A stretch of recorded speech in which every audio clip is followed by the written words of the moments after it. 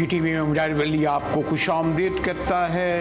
और तहरीक-ए-इंसाफ ने जो 72 घंटे इस्लामाबाद को मफलूज या ऑक्यूपाइड रखा, लफ्ज़ वो कहते हैं, कुछ कहता है हमलावर हुआ, तो उसके बाद बहरहाल उसकी एक तो टाइमिंग बहुत अहम थी कि शंघाई कॉन्फ्रेंस होने जा रही थी या जा रही है और ये कहा गया कि दरअसल इसको सबोताज करने के लिए किया गया। बहरहाल PTI के सैकड़ों कारकुन गिरफ्तार हुए और अली अहमद गंडापुर तो एक बहुत बड़ी खबर बन गए कि रूपोश हैं। फिर KP हाउस में ताला लगा दिया गया और इस पूरी तहरीक इंसाफ ने जो 72 रोज़ इस्लामाबाद को मफूद रखा या एहतजाज किया, इससे उन्होंने क्या खोया क्या पाया, इस पर गुफ्तगू के लिए मैंने सोचा कि तहरीक इंसाफ के एक ज़माने में तो बानी तहरीक से सबसे करीब इंफॉर्मेशन मिनिस्टर फवाद चौधरी साहब से रुजू किया जाए। शुक्रिया चौधरी साहब, आपने वक्त निकाला। तो ये जो चौधरी साहब तहरीक ने 72 घंटे इस्लामाबाद को पैरालाइज रखा, मफलूज रखा, कुछ लोग कहते हैं जनाब उसको हमलावर हुए KP से लोग, लेकिन ओवरऑल पॉलिटिकली आप क्या समझते हैं, इससे क्या खोया या क्या पाया भी कि मैं कह सकता हूँ चौधरी साहब? देखिए ना ब्रिलवी साहब, मसला ये है कि जब आप कोई रास्ता ही खुला नहीं छोड़ेंगे, आप इंतखाबात जो हैं उसका नतीजा तब्दील कर दें, आप उसके बाद पुलिस को, स्पीकर ऑफिस को, सेनेट चेयरमैन ऑफिस को, इलेक्शन कमीशन को बांदी बना दें और उसके बाद आप फैसला करें कि अदालतों को आपने अपने जो है वो लेना है, एग्जेक्टिव ने अपने मातहत लेना है, और फिर आप उससे भी बढ़कर फैसला कर लें कि आइन ही को हमने तब्दील कर देना है और पाकिस्तान का आइन वो होगा जो कि चंद मखसूस लोग चाहते हैं और उनका इख्तियार होगा और बादशाहत नाफज करना चाह रहे हैं बेसिकली। तो उसके बाद मुझे आप बताइए कि ऑप्शंस क्या है लोगों के पास एहतजाज के अलावा। तो आपने लोगों को पुश कर दिया इतना दीवार के साथ कि सवाए एहतजाज के तो कोई और इस वक्त हिकमत अमली है ही नहीं है। एक जो जमहूरी सोसाइटी होती है वो क्यों पुरअमन रहती है कि वहाँ पे रास्ते होते हैं, रिकोर्स होते हैं, अदालतें होती हैं, आपके पास इदारे होते हैं जहाँ पे जाके आप अपना रिकोर्स ले सकते हैं। जब आप वो सारे इदारे बंद कर देंगे, जब वो तमाम दरवाजे बंद कर देंगे और लोगों को दीवार से लगा देंगे, तो ज़ाहिर है एहतजाज will be the only option, और यही पाकिस्तान में अब हो रहा है। नहीं, लेकिन चौधरी साहब आप भी मुझे आपको इल्म है, माशाल्लाह बड़े सीनियर पॉलिटिशियंस हैं, कि इसमें टाइमिंग बड़ी अहम होती है। लास्ट टाइम कहा जाता है जब PTI ने धरना दिया था तो उस वक्त प्राइम मिनिस्टर चाइना आने वाले थे और फिर गालिबन 6-7 माह उनका दौरा मुलतवी रहा। इस वक्त भी एहतजाज कोई हफ्ते एक पहले करा आपने जब शंघाई कॉन्फ्रेंस आ रही है, शंघाई कॉन्फ्रेंस से पहले 3 दिन पहले फिर चाइनीज़ वज़ीर आज़म आ रहे हैं, तो इतनी अहमियत की हामिल ये किसी सियासी जमात की नहीं है, बल्कि नेशनल इंटरेस्ट में अगर इसको हम देखें तो वो उसकी बड़ी अहम है। इसलिए ये कहा गया कि शायद शंघाई कॉन्फ्रेंस को सबोताज करने के लिए तहरीक इंसाफ ने ये एहतजाज या दूसरे मानों में जो, ठीक है मैंने इस्तेमाल करता, हमला किया। चौधरी साहब देखिए ना, टाइमिंग तो बड़ी आसान बात थी। मौलाना फजलुर रहमान ने एक दिन पहले प्रेस कॉन्फ्रेंस की और उन्होंने कहा कि हुकूमत ऐलान कर दे कि वो शंघाई कॉन्फ्रेंस तक कोई आईनी तरमीम के लिए कोशिश नहीं करेगी और इजलास नहीं बुलाएगी, ताकि शंघाई कॉन्फ्रेंस हो जाए तो उसके बाद जो है वो फिर हम इसके आगे जो है वो चले जाएं। लेकिन हुकूमत ने फैसला किया कि हम इसको कैमोफ्लॉज करेंगे, सारे अमल को, पाकिस्तान के आइन को तबाह बर्बाद करने के लिए हम गैर मुल्की जो मेहमान हैं उनका कंधा इस्तेमाल करेंगे और हम कहेंगे कि जी वो आ रहे थे तो इसलिए हम जो है इससे पीछे हट जाएं और मामला जो है वो ऐसे ही जो है वो चलता रहे। लेकिन उसका जो जाहिर है कि उसके ऊपर किसी ने मानना नहीं था और इसीलिए हमने देखा कि उस पर कोई नहीं माना और जो सिचुएशन है उस सिचुएशन में लोग निकले हैं, उन्होंने एहतजाज किया है। हुकूमत अगर इतनी सिंसियर होती इस बात से जो आप कह रहे हैं तो बड़ा आसान था कि वो इसको पोस्टपोन कर देती अमेंडमेंट्स को और ये एहतजाज ना होता। हाँ, चौधरी साहब अब ज़रा हटके मैं बात करूँगा कि बहरहाल एक तो वज़ीर आज़म KP हैं, बड़े लाउड हैं और गंडापुर साहब के बारे में कह रहा हूँ तो कंट्रोवर्शियल भी हैं, कुछ कहते हैं विकेट के दोनों तरफ खेलते हैं, और बाज़ारी ज़बान में आप क्या समझते हैं गंडापुर साहब को जो कुछ कर रहे हैं? यकीनन बानी तहरीक माफ़ कीजिएगा, यकीनन बानी तहरीक की उन्हें हिमायत भी हासिल होगी, या आप समझते हैं कि वो बहुत इंडिपेंडेंटली ये सब कुछ कर रहे हैं? बार बार इस्लामाबाद पे आना, रूपोश हो जाना, मंजरेआम पे आ जाना, अभी भी बड़ी खौफनाक तकरीर उन्होंने KP असेंबली में की। चौधरी साहब तो, और आप तो बड़े करीब से जानते हैं वज़ीर आला KP गंडापुर को। देखिए ब्रिगेडियर साहब, जाहिर है कि अली अमीन इमरान खान के तो बड़े क्लोजेस्ट आदमी हैं, और अभी तक उन्होंने जो सख्तियां सही हैं, जो जुल्म सहे हैं, आपके सामने उन्हें लाहौर में अगवा करके लेके गए, उन्हें पूरा जो है वो चक्कर लगाए गए, उनके ऊपर तशद्दुद किया गया और बड़ा उन्होंने जुल्म सहा है, और उसके बावजूद उन्होंने इमरान खान का साथ नहीं छोड़ा। अब जो कल हुआ है मामला, उस मामले में जाहिर है कि परसों जो हुआ है उसमें कुछ सवालात हैं जो अभी तिश्ना हैं, जिनका कहा नहीं जा सकता, क्योंकि जिस तरीके से वो आए और उन्हें एक एक्सेस मिला खैबर पख्तूनख्वा हाउस का, चूँकि आप इस्लामाबाद में नहीं थे तो कराची में जो लोग हैं उनको शायद वो अंदाज़ा नहीं था कि कितनी ज़्यादा यहाँ पे सख्तियाँ, बैरिकेड्स थी।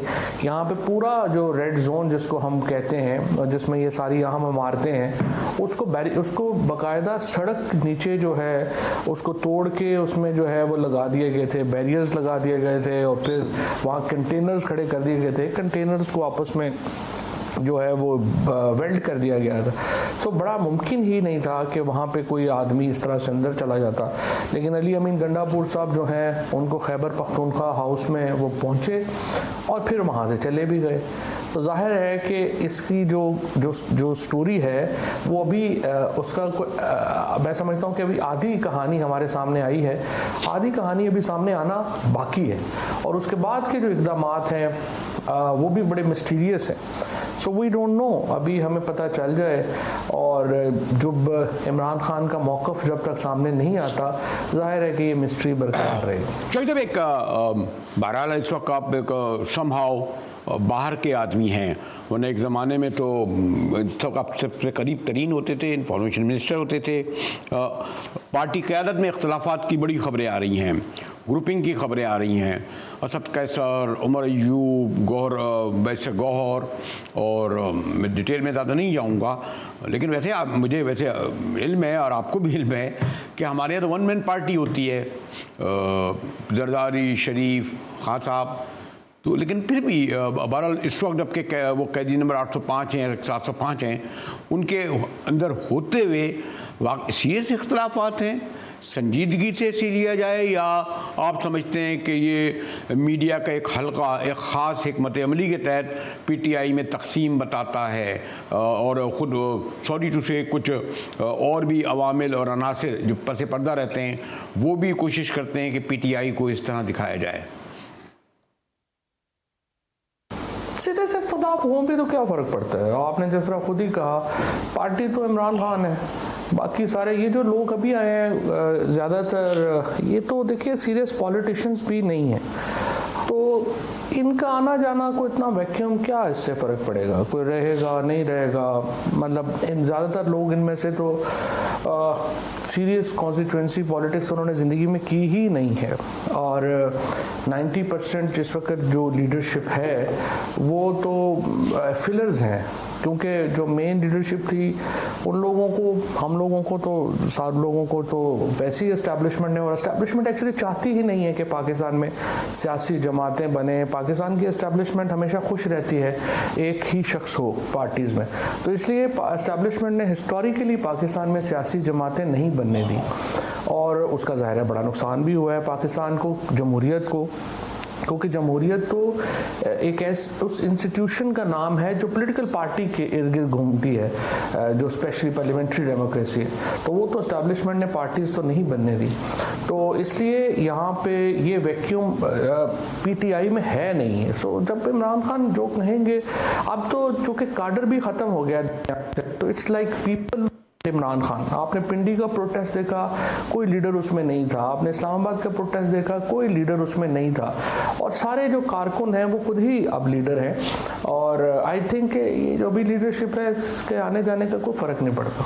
तो एक वाले मैंने आपसे भी पूछते होंगे, बल्कि ज़्यादा पूछते होंगे, $1 मिलियन कहते हैं सवाल, $1 बिलियन कह लें उसको।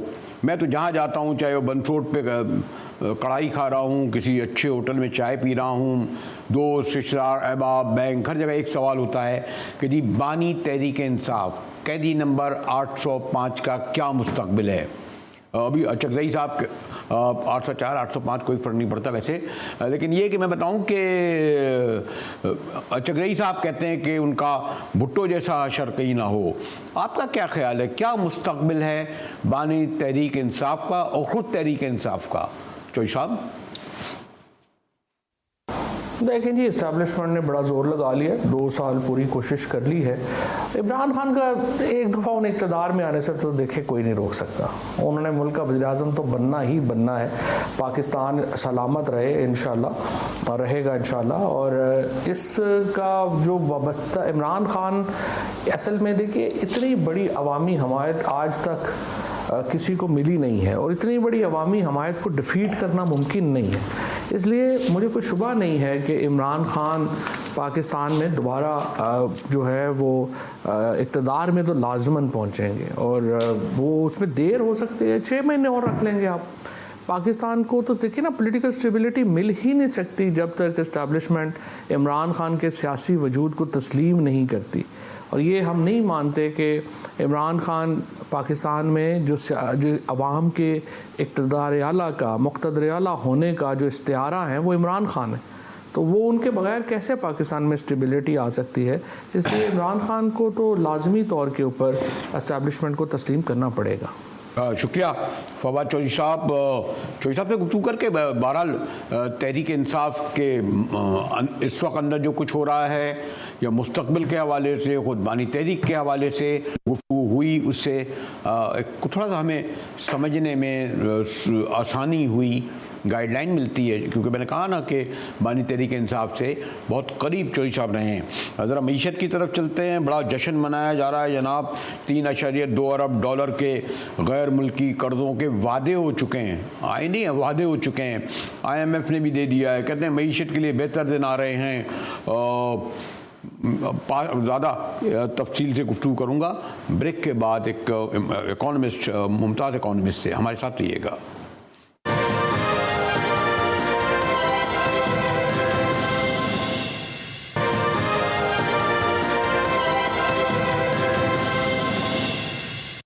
GTV में एक बार फिर मुजाहिद वली आपको खुशामदीद करता है। और आज हमें खुशखबरी दी गई है कि $3.2 अरब के जो हैं कर्ज़े का वादे हुए हैं।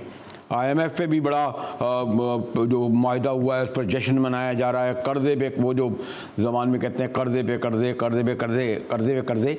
देखिए फिर भी हमारे वज़ीर ख़ाना कहते हैं कि उससे मईशत में बेहतरी आई है हालिया दिनों में। वज़ीर ख़ज़ाना साहब का आपने सुना, और कहते हैं जी एक दिन के एहतजाज में 190 अरब का नुकसान होता है। हमारे साथ चौधरी अकमल साहब हैं, इकॉनमी भी बड़ी गहरी रख सकते हैं। शुक्रिया चौधरी अकमल साहब। अभी रब्ता कर रहा हूँ चौधरी अकमल साहब से। मैंने कहा ना कि इकॉनमी पर बड़ी उनकी गहरी नज़र है, और वज़ीर ख़ज़ाना ने आज बहुत तफसील से जो प्रेस कॉन्फ्रेंस की उसमें उन्होंने मईशत के हवाले से जो भी अच्छे सिग्नल थे उनकी तरफ इशारा किया। ताहम उनका ये भी कहना था जनाब कि अगर एक दिन एहतजाज हुआ, जैसे 3-4 दिन इस्लामाबाद में हुआ, तो उससे हमें 190 अरब रोज़ का नुकसान होता है।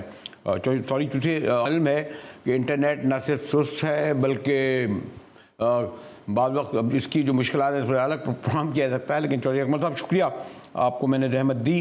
तो अभी हम सुन रहे थे, अच्छी अच्छी बातें कर रहे थे। मैं कोई एक फिल्मी डायलॉग होता था तो उसको थोड़ा मैंने चेंज किया कि कर्ज़े पे कर्ज़ा, कर्ज़े पे कर्ज़ा, कर्ज़े पे। और यानी ये जो $3.2 अरब का जो कर्ज़ा आएगा उसकी खुशखबरी दी जा रही है। पहले आप कहते थे जनाब हम और कितनी नाक रगड़वाओगे IMF वालों से, हमारे प्राइम मिनिस्टर ने कहा था, वो भी कर्जा आ गया। तो ये कर्जे पे कर्जा, कर्जे पे कर्जे के बाद अगर आप ये कहें कि मईशत जो है बेहतर तरफ हो रही है, इन्फ्लेशन कम हो रहा है, जी चौई साहब। सर सबसे पहले तो मैं करेक्शन करूं, इन्फ्लेशन कम नहीं हो रहा। ये जो भी बोल रहा है वो गलत बयानी कर रहा है। इन्फ्लेशन में जो इजाफा यानी महंगाई जिसे हम कहते हैं, महंगाई में जो इजाफा हो रहा था उस इजाफे की रफ्तार में कमी हुई है। इजाफा अभी भी हो रहा है। पिछले 2 साल में औसत इन्फ्लेशन 26.5% और 24.5% रहा है, और उसको ऐड करने के बाद आज भी जो इन्फ्लेशन है वो 10% के ऊपर है ऑन एवरेज अगर बात की जाए। और इस महीने की अगर बात की जो गुजरा है इसमें 6.9% रहा है। इसका मतलब ये है कि चीजें 6.9% मजीद महंगी हुई हैं। उस वक्त आप कह सकते हैं महंगाई में कमी हुई है जब नेगेटिव में हो। जब मैं कहूं ना कि जी -10% इन्फ्लेशन रहा है, -5% रहा है या 15%, तब आप कह सकते हैं कि जी महंगाई में कमी हुई है। तो ये चीज बड़ी जो है ना, वो अक्सर लोग कहते हैं कि जी कागजों में महंगाई कम हो रही है, नजर नहीं आ रही। तो महंगाई कागजों में भी कम नहीं हो रही। आप पाकिस्तान ब्यूरो ऑफ स्टैटिस्टिक्स की अगर आप वेबसाइट पे भी चेक करें या उनका जो महंगाई के आदादो शुमार है उनमें वो कभी भी नहीं लिखते कि इन्फ्लेशन है। तो एक और बात है ना, पहली बात तो ये कि आदादो शुमार, सॉरी टू से हमारे यहाँ उनकी कोई क्रेडिबिलिटी नहीं है। बड़े अच्छे हम देखते हैं बजट के वक्त ऐसे ऐसे शानदार पुरकशिश आदादो शुमार दिखाए जाते हैं, बाद में अभी हफ्ता नहीं गुजरता कि कहते हैं जी जनाब ये तो अब मिनी बजट लाना पड़ेगा। तो जो हमारे यहाँ जो दिए जाते हैं किसी भी शोबे में क्रेडिबल नहीं है। हम कैसे यकीन करें कि जो इन्होंने इन्फ्लेशन के हवाले से देते हैं, इवन इंपोर्ट एक्सपोर्ट हो, इवन जो कहते हैं जनाब अब आज तक हमें ये नहीं पता चला कि पाकिस्तान में कुल कर्जा कितना है, बैंकों से बोरिंग कितनी है। तो ये कौन जांच यानी जो मैंने कहा ना, और जो हमारी ऑडिट रिपोर्टें जब बाद में आती हैं वो और पोल खोल देती हैं इनकी। तो पहले बात ये कि अगर ये कह रहे हैं तो इनके बाद क्या सबूत है कि 6.5 आया है चौई साहब? नहीं, ये चीजें तो ऑथेंटिकेटेड होती हैं, स्टेट बैंक की वेबसाइट के ऊपर भी अवेलेबल हैं, पाकिस्तान ब्यूरो ऑफ स्टैटिस्टिक्स की वेबसाइट पे भी अवेलेबल है। और जिस तरीके से स्टेट बैंक को ऑटोनॉमी दी हुई है तो उसमें काफी हद तक ये जो फिगर्स होते हैं रिलायबल होते हैं। कर्जे की अगर आप बात करें तो $131 बिलियन का एक्सटर्नल लोन है पाकिस्तान के ऊपर। GDP का तकरीबन 65% जो है पाकिस्तान के ऊपर 126 अरब डॉलर का एक्सटर्नल लोन। वो टोटल आप बता रहे हैं, वो इन रुपीस बता रहे हैं, मैं इन टर्म्स ऑफ डॉलर सिर्फ एक्सटर्नल जो लोन है पाकिस्तान के ऊपर वो बता रहा हूं, क्योंकि जो मेन जो मैटर करता है ना वो एक्सटर्नल लोन करता है, क्योंकि उसकी अदायगी हमें डॉलर्स में करना होती है। जो इंटरनल लोन होता है उसमें से आधा जो है ना वो इंटरेस्ट की फॉर्म में, टैक्स की फॉर्म में, स्टेट बैंक के प्रॉफिट की फॉर्म में हुकूमत के पास वापस आ जाता है। तो मेनली अगर मैं आपको बताऊं इस वक्त हमारे यहाँ जो महंगाई की अगर आप पूछेंगे ना बुनियादी एक वजह क्या है मईशत से रिलेटेड, तो that is our balance of payment, that is कर्जे जो है ना वो हमारी बुनियादी वजह। और इसकी वजह से बजाय इसके मैं लंबा चौड़ा मैं आपको घुमाऊं, मैं शॉर्ट बता रहा हूं कि जी 270 रुपए के ऊपर जो डॉलर है आज, या 278 के 270 से 78 के दरमियान जो ट्रेड कर रहे हैं डॉलर, ये सिर्फ और सिर्फ इसी वजह से है कि हमारा बैलेंस ऑफ पेमेंट जो है वो सही नहीं है और हमें जो मुसलसल कर्जों की और सूद की अदायगियां करनी पड़ रही हैं, हमारे रिजर्व्स जो है वो जनरेट नहीं हो पा रहे। अब तक सिर्फ $10 बिलियन हुए, तो उसकी वजह से जो है वो डॉलर ऊपर है और डॉलर की वजह से ये सारी महंगाई है। अगर आज डॉलर अपने रियल रेट के ऊपर जो 200 से नीचे है उसके ऊपर आ जाए तो आप देखिएगा कि महंगाई जो है वो किस हद तक कम होती है। जितनी महंगाई में अभी भी जो कमी हुई है उसमें जो फैक्टर्स हैं, एक इंटरनेशनल मार्केट में आपको पता है ऑयल प्राइसेस जो है वो कितनी नीचे आई है, और दूसरा जो है वो उसमें पंजाब गवर्नमेंट का जो है वो बड़ा किरदार है कि उन्होंने जो 3,900 रुपए मन गंदम खरीदना थी वो 2,600 रुपए से ऊपर बेचने नहीं दे रहे किसान को। तो ये जो भी सस्ता हुआ है उसमें कुछ जो है वो इंटरनेशनल फिगर फैक्टर्स हैं और कुछ जो है वो लोकल है। वो मैंने और आपने और गरीब किसानों ने जो आटा सस्ता हुआ है उसकी कॉस्ट पे की है, अपने एक वक्त की निवाला जो है ना वो उन्होंने छोड़ा है। इस महंगाई के पीछे जो है ना उन लोगों का हाथ है जो थोड़ी बहुत कमी नजर आ रही है। अभी भी हुकूमत को जो है वो जो इस्लाहात लेनी है, अगर वो ट्रैक के ऊपर ना हो और आप इस डेट ट्रैप से हम टाइमली निकल ना पाए तो आप यकीन करें ये IMF का प्रोग्राम भी गुजर जाएगा और अनफॉर्चुनेटली हम यहीं पे खड़े होंगे। फिर यही मैंने कहा ना कि कर्जों का जो वादा किया है वो खुशखबरी दे रहे हैं, यानी खुशखबरी नहीं है तो बड़ी बदकिस्मती है। और यानी इसका बड़ा सॉरी टू से बड़े प्राउडली कह रहे हैं कि जनाब यानी उतारे जाने आप कह रहे हैं ऑलरेडी जो आपने बताया डिटेल। लेकिन एक और भी है ना कि साहब कि अब आप देखिए बड़ा जोर है 9 फॉलोअर। अरे भाई 2.5 करोड़ तो बच्चा आपका स्कूल नहीं जाता, इसके मायने आपकी 1/4 आबादी तो बेचारी जब स्कूल नहीं भेजेगी तो 10 करोड़ आबादी तो वैसे ही $1 आमदनी नहीं है। फिर उसमें एक सिलेक्टिव आपकी अशराफिया कोई कहता है जी 16,000 करोड़ जो है उसको आप सपोर्ट देते हैं, बल्कि आप सॉरी से मुझे अच्छा नहीं लगेगा पर्सनलाइज हो गया है। जो हमारे फाइनेंस मिनिस्टर साहब हैं बैंक के सदर थे, PSL HBL जो चलाते थे, तो इनके वाले साहब चौधरी फारूक साहब होते थे अटॉर्नी जनरल, आपको जरूर इल्म होगा लाहौर में। उन्होंने एक बार बाकायदा जरदारी साहब अटॉर्नी जनरल से कहा कि जी $70 अरब जो हैं जरदारी साहब ने ले लिए हैं। तो मैंने एक बार कहा कि लेके चले गए बाहर, और लोगों के भी नाम लिए तो खैर सदर मुमलिक करते हैं। तो मैंने कहा अपने वालिद की रूह को सवाब पहुँचाने के लिए उसी में तो कुछ $1 अरब अगर ये मंगवा लेते, इस वक्त बड़े फ्रेंडली रिलेशन है, तो ये आपको जो है नॉन फाइलर और बेचारे क्या लोगों के पास तनख्वाह है, क्या हमारी आमदनी है, सारा जोर ये है कि ये अगर दे देंगे तमाम मसले हो जाएंगे। बड़े बेकार आदमी है, हमें गाइड कीजिए इस बारे में।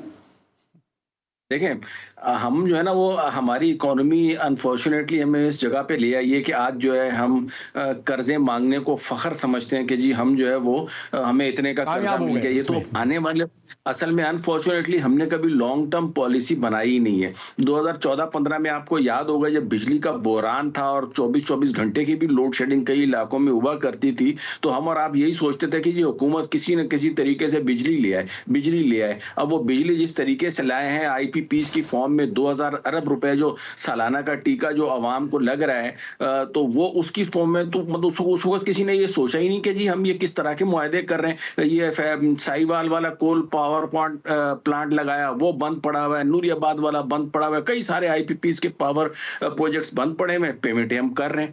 आज भी हमारे साथ वही हो रहा है। इस वक्त हमारे पास जो आपने जो कर्जों के हवाले से मुझसे पूछा है ना, ये कर्जे हमारे जो रोल ओवर हो रहे हैं, यानी पिछले 2 साल से तकरीबन 20 से 22 बिलियन डॉलर हमें पे करना पड़ रहे हैं, और हम पे कर रहे हैं या रोल ओवर करवा रहे हैं, लेकिन हमारा कर्जा स्टिल उसी जगह पे खड़ा है, एक्सटर्नल लोन। और मजीद उस पे ये है कि हम मजीद कर्जा ले रहे हैं इस कर्जे का सूद अदा करने के लिए, तो इसी को तो हम डेट ट्रैप बोलते हैं। और हम ये कह रहे हैं कि हम इस जाल के अंदर रहते हुए जो आज़ादी हासिल करेंगे, भाई आज़ादी हासिल करनी है तो आपको ये जाल तोड़ना पड़ेगा, आपको इस डेट ट्रैप से निकलना पड़ेगा। उसके लिए अगर हम ये समझते हैं कि IMF हमें सहारा देगा, हमें IMF सहारा नहीं देगा। हमें जो है वो खुद एफर्ट्स करना पड़ेगी, अपनी इकोनॉमी को खुद बनाना पड़ेगा, उसमें तमाम तर सियासी पार्टियों को अपना रोल प्ले करना पड़ेगा, बिजनेस कम्युनिटी को अपना रोल करना पड़ेगा, तब कहीं जाके हम इस माशी बहरान से निकल पाएंगे। अदरवाइज इस डेट ट्रैप में हम फंसे रहेंगे। और ये मैं आपसे कह रहा हूँ ना, जितना इस वक्त ये बहरान है,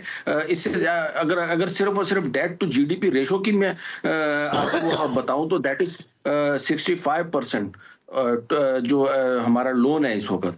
और हमारा रियल इनकम की अगर मैं बात करूं, इनकम पर कैपिटा खित्ते में सबसे कम है, $1600 जो है वो पर कैपिटा इनकम है हमारी 2024 में, और इंडिया में जो है ना वो $2200 के ऊपर पहुंची हुई है। और दूसरी तरफ अगर आप महंगाई की बात करें तो पिछले 2 साल में तकरीबन जो है वो दोगुना हो चुकी है महंगाई, दुगनी। यानी एक तरफ जो है वो आवाम को इनकम में इजाफा नहीं हो रहा, और दूसरी तरफ महंगाई में भी इजाफा हुए जा रहा है। यानी 2 धारी तलवार है। एक तो चले जी महंगाई में इजाफा हो तो वो तो हम कहेंगे चले जी महंगाई हो रही है, दूसरी तरफ इनकम भी बढ़ रही है। अब एक तरफ इनकम भी नहीं बढ़ रही और दूसरी तरफ महंगाई भी जो है वो बढ़े जा रही है। आखिर में आपसे बड़े आपके माशाल्लाह बड़ी अबूर है, अथॉरिटी है फिगर्स पे और बड़े अथॉरिटी पे है, ये राइट साइजिंग बड़ा जोर दिया जा रहा है। और मैंने सुना वो बेचारे 22 पेंशन वालों को फारिग कर दिया, यूटिलिटी स्टोर वाले बंद करने जा रहे हैं, और पता नहीं 3 वजारतों को जम कर दिया। अब हम लोगों को सॉरी टू से ऐवान सदर का खर्च 100 करोड़ पे 100 crore 110 crore, prime minister house का खर्च 100 अरब करोड़, चारों गवर्नर हाउस, चारों वज़राए आला, ये तो मैं मोटा मोटा बता रहा हूँ। उनमें 400-500 मुलाजिम, और उनके जो शाह खर्चियाँ देखें और बाहर के मुल्कों को देखें तो ये इनको अपना अवाम के तो आंखों के कांटे नजर आ रहे हैं, अपनी आंख के शहतीर नजर नहीं आते। चौधरी साहब देखिए, इस वक़्त आपने राइट साइज़िंग की जो बात की है ना, राइट साइज़िंग इसमें कोई शक नहीं है कि बहुत ज़रूरी है। लेकिन अगर उस राइट साइज़िंग में भी निशाना आपने गरीब आदमी को बनाना है, उसके रोज़गार को बनाना है, तो फिर ऐसी राइट साइज़िंग का क्या फ़ायदा? जिसमें जैसे पंजाब में जो है वो गरीब किसान रुल रहा है, कल को फिर ये वाले इन लोगों के चूल्हे बुझ जाएँगे। राइट साइज़िंग बिल्कुल करें, पीआईए को भी आप जो है वो प्राइवेटाइज़ करें, स्टील मिल को भी प्राइवेटाइज़ करें। आईएमएफ ने हमें बोला हुआ है कि आपने ये करना है, नहीं करना तो अगली किस्त वो लोग रोक लेंगे। अब ये सारी हमारी मजबूरियां अपनी जगह पे हैं, लेकिन साथ साथ कुछ ना कुछ डिसीजंस तो हमें इंडिपेंडेंटली लेने चाहिए ना, कि जिससे जो है वो हमारी इकोनॉमी भी फले फूले, इकोनॉमी भी ग्रो करे। राइट नाउ जो है ना वो हम कुछ नहीं कर रहे। आप ये समझिए कि हम हमारी मिसाल उस शख्स की है जो अपना दिन गुजारने के लिए कर्जा ले रहा है, रोटी खा रहा है, अगले दिन फिर उठ रहा है, फिर कर्जा ले रहा है, रोटी खा रहा है। मतलब कोई प्रोडक्टिविटी नहीं है, कोई ग्रोथ नहीं है, और मुसलसल जो है वो कर्जे में डूबता जा रहा है। This is what exactly happening with Pakistan economy. और यही वजह है कि आपको चीजें नजर भी नहीं आ रही हैं कि जी सब कह रहे हैं ना इकोनॉमी के अशारिये बढ़ रहे हैं, बेहतर हो रहे हैं, बिल्कुल बेहतर हो रहे हैं, लेकिन उस एक्सटेंट तक बेहतर नहीं हो रहे जितने होना चाहिए। मुझे अगर जरूरत 10 रुपए की और मुझे आप 4 आने पकड़ा देंगे तो आप कहेंगे मैंने तो दे दिए, भाई चीज तो आ गई, लेकिन मेरी जरूरत तो पूरी नहीं हुई ना। तो ये माशी अशारिये जिस हद तक बढ़ने चाहिए उस हद तक नहीं बढ़ रहे, इसमें कोई शक नहीं है। बढ़ रहे हैं, जो फिगर्स बता रहे हैं वो सही है, लेकिन ये एक्सेप्टेबल लेवल नहीं है हमारी इस इकोनॉमी का, हमारी इस पॉपुलेशन का। इसके हमें कई गुना ज्यादा होना चाहिए था। हमारी इन्फ्लेशन को इस वक्त इस डिफ्लेशन में चले जाना चाहिए था, माइनस में होना चाहिए था। जीडीपी ग्रोथ हमारी 10% से ऊपर होना चाहिए थी, तब जाके जो वो हमारी इकोनॉमी हम कहते सही ट्रैक के ऊपर है। आप 3% ग्रोथ को जो है वो कारनामा बता रहे हैं। आप कह रहे हैं जी हम जो है वो महंगाई 6.9% के ऊपर ले आए हैं। तो आप ये देखें ना, पिछली जो महंगाई आप ऑलरेडी कर चुके हैं उसका हिसाब कौन देगा? वो तो ऐड हो चुकी है ना। तो ये सारी चीजों को देखते हुए हमें आगे के डिसीजन लेना पड़ेगा। साहब, मैंने कहा आपने अंदाजा लगाया होगा, चौधरी साहब ने जो फैक्ट्स फिगर से बताया है, खास तौर पर जो महंगाई के हवाले से दावा कर रहे थे खजाना की जनाब 6% पे आ गई है। चौधरी साहब कहते हैं जी ये 10% से ऊपर, बल्कि 26%। और फिर मैंने कर्ज़ों पे जो माशाल्लाह जो कर्ज़ों के वादों पर जो खुशखबरी सुनाई जा रही है, उससे अंदाज़ा जा सकता है कि पाकिस्तानी मईशत इस वक्त कहाँ खड़ी है। ब्रेक के बाद आएंगे तो बहरहाल एक खुशाइन बात है जिस पर गुफ्तगू हम जारी रखेंगे हर रोज़, और वह है शंघाई कॉन्फ्रेंस। क्या तैयारियां हो रही हैं, कौन कौन आ रहा है, इस पर गुफ्तगू करेंगे। एक ब्रेक के बाद हमारे साथ रहिएगा।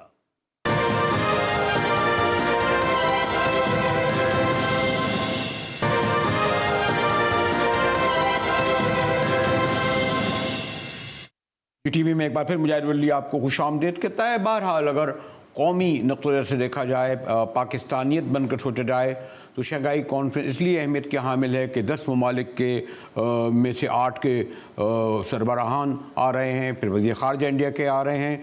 हमारे साथ नमतीन हैदर मौजूद हैं, उनकी गहरी नज़र है, बड़ी तैयारियां हो रही हैं। तो मदीन हैदर साहब, एक तो खुशाइन बात यह है कि जो 72 घंटे मफरूज रहने के बाद इस्लामाबाद बहाल हो गया है, तैयारियां ज़ोरों में जारी हैं। क्या डेवलपमेंट आप फॉरेन ऑफिस आपको ब्रीफ कराए डेवलपमेंट इसके हवाले से? जी देखिए, बहुत अहम इवेंट है, और इस वक्त शंघाई तावन तंजीम के इजलास की तैयारियां जो हैं वो अपने अरूज के ऊपर हैं।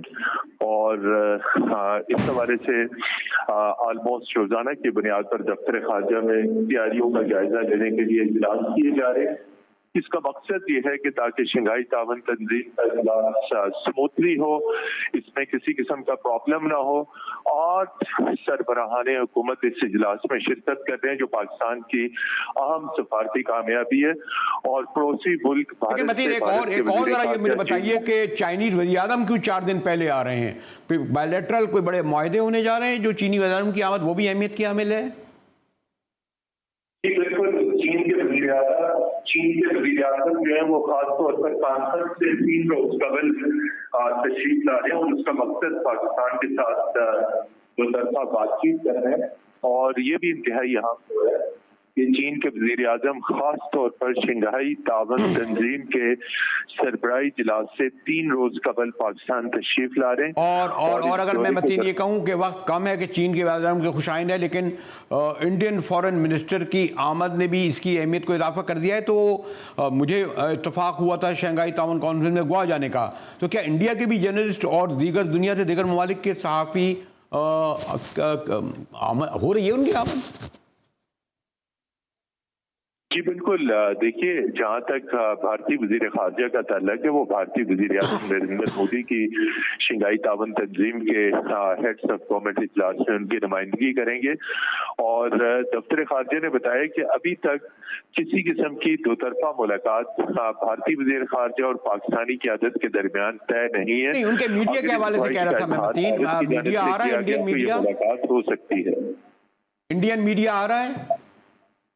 जी बिल्कुल, बड़ी तादाद में भारतीय सहाफ़ी, चीन से बड़ी तादाद में मीडिया, रशिया से और इसके अलावा दीगर बैनुल-अक़वामी मीडिया इस कॉन्फ्रेंस की कवरेज के लिए आ रहा है। और इसके लिए एक बैनुल-अक़वामी मीडिया सेंटर बनाया गया पाक चाइना सेंटर में, जहां हर किस्म की फैसिलिटीज जो है इंटरनेशनल जर्नलिस्ट को मौजूद होगी, ताकि वो अपने अपने ममालिक के रेडियो, टेलीविजन, न्यूज़ पेपर्स के लिए बर वक्त न्यूज़ फीड का एहतमाम कर सकें। जी शुक्रिया। मतीन हैदर हमें ब्रीफ कर रहे थे और कह रहे थे कि जनाब बड़े ज़ोर शोर से foreign office day by day की बुनियाद पर इसकी तैयारी कर रहा है। और ख़ास बात यह है कि सारी दुनिया का तो मीडिया आ रहा है, लेकिन हमारे लिए अहमियत क्या मिली है कि इंडियन मीडिया भी बड़ी तादाद में यहाँ आ रहा है। जैसे मैंने कहा कि शंघाई कॉन्फ्रेंस एक इंटरनेशनल कॉन्फ्रेंस है और उसमें सहाफ़ियों की आमद और फिर पाकिस्तान का जो फेस आएगा वो यकीनन हमारे लिए मुस्तक़बिल के लिए, मईशत के लिए और सलामती के लिए एक बेहतर खुशाइन साबित होगा। इसके साथ ही मुजाहिद वली को GTV से इजाज़त।